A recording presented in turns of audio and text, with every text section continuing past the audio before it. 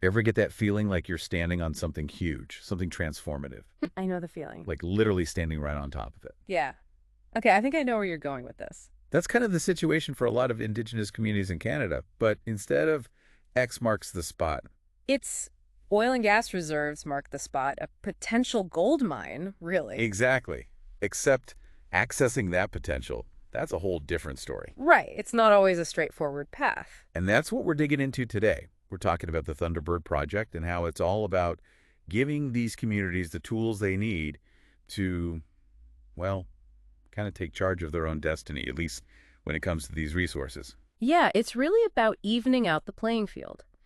You see, when we look at oil and gas development in Canada, the picture can look very, very different depending on whether you're on Indigenous land or the land right next to it.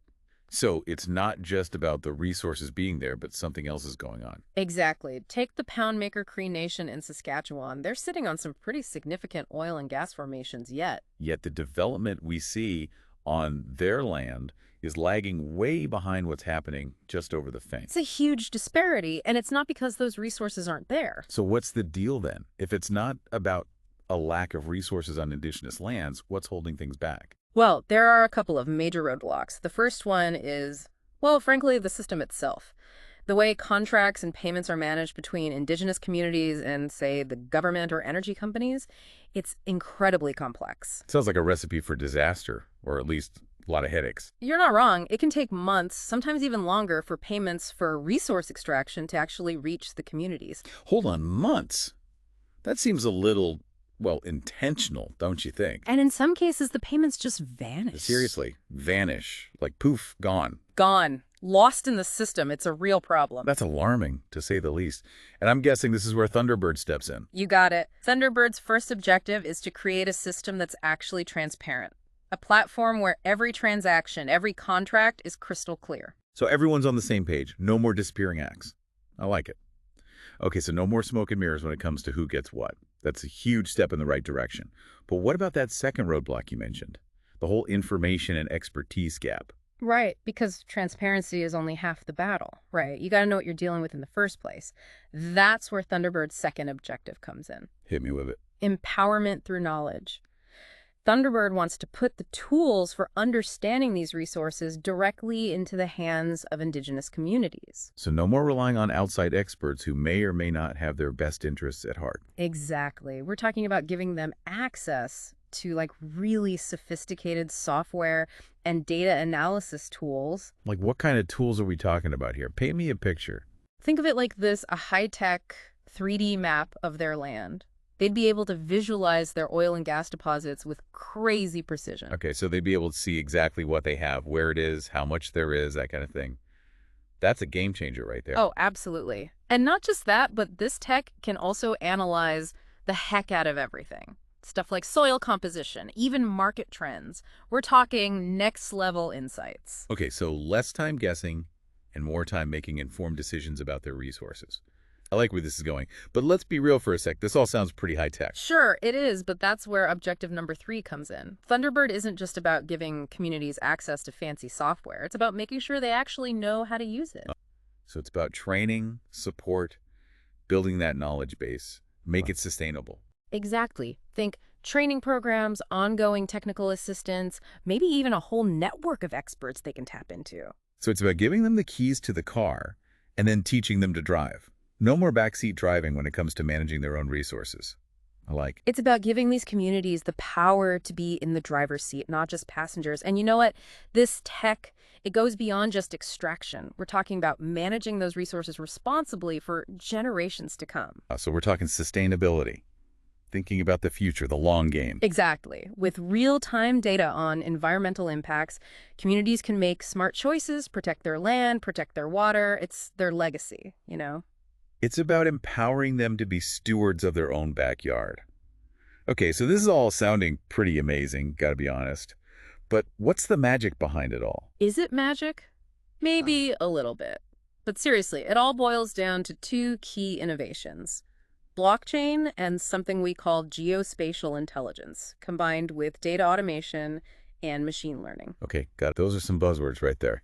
Especially blockchain. It's like everyone's talking about it these days, but no one really knows what it is. At least I don't. It's definitely having a moment, right? Uh-huh. Most people associate it with cryptocurrencies, like Bitcoin. Yeah, exactly. So how does it fit into resource management? That seems like a bit of a leap. It's all about the core concept. At its heart, blockchain is just a super secure way to keep track of transactions. Imagine a digital ledger that's basically impossible to tamper with. Okay, so kind of like a digital record keeper that everyone trusts, Yeah. even if they don't trust each other. You got it. Now, imagine applying that to resource extraction. Every agreement, every payment, it's all recorded on this shared blockchain ledger. So everyone's in the loop. Total transparency. Transparency and accountability. If someone tries to pull a fast one, it's going to be pretty obvious. No more disappearing payments. Okay, I'm starting to see how this all fits together, but what about those other terms?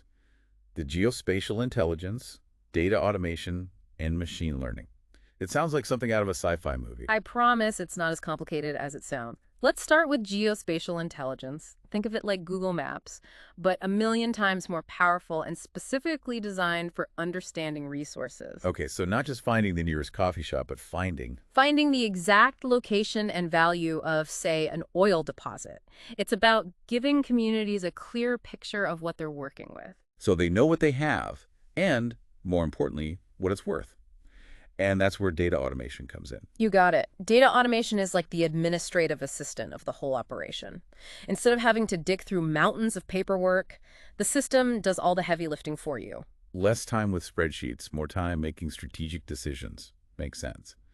But what about machine learning? What's its role in all of this? Machine learning is like the brains of the whole operation. It takes all that data, the geological surveys, the market trends, everything, and uses it to spot patterns, and make predictions, and it just keeps getting smarter. So less relying on gut feeling, more like having a team of analysts working around the clock, except it's all algorithms.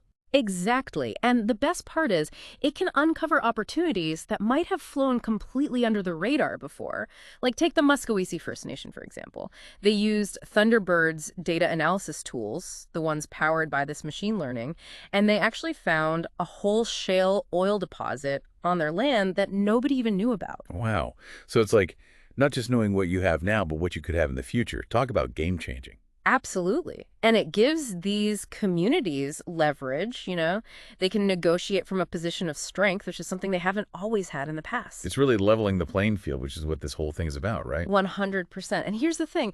It's not just about the economic benefits, even though those are obviously huge. Thunderbird's also about making sure those benefits last, for generations. Right, because what good is short-term gain if you're jeopardizing the future? Exactly.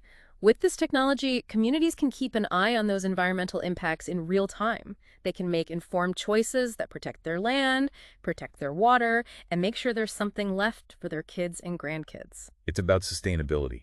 It's about taking care of what you have, not just for now, but forever. Oh. I love that. So we've talked a lot about the specifics of Thunderbird, but I can't help but think this has implications way beyond oil and gas, way beyond Canada even. Oh, absolutely. This is bigger than just one project or one industry. It's about a fundamental shift in how we think about resource management and really how we think about power. Imagine indigenous communities in the Amazon using this kind of technology to protect their rainforest, or communities in Africa managing water scarcity. The possibilities are honestly kind of mind-blowing. It makes you wonder, what else could we achieve if we applied this kind of thinking, this kind of technology, to some of the other big challenges we're facing? Climate change, poverty, you name it. It's a really exciting thought.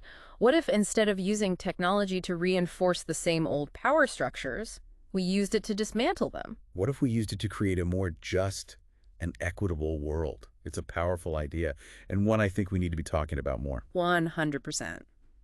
Well, that about wraps up our deep dive into the Thunderbird project. It's been a fascinating conversation, and we hope you've learned as much as we have. If this has sparked your curiosity, which I'm sure it has, don't let the conversation end here. Look into how technology is being used for good in your own community, in your own corner of the world. And who knows, maybe you'll be inspired to start your own Thunderbird revolution. That's all the time we have for today, but we hope you'll join us again next time for another deep dive. Until then, keep asking questions, keep exploring, and most importantly, keep learning.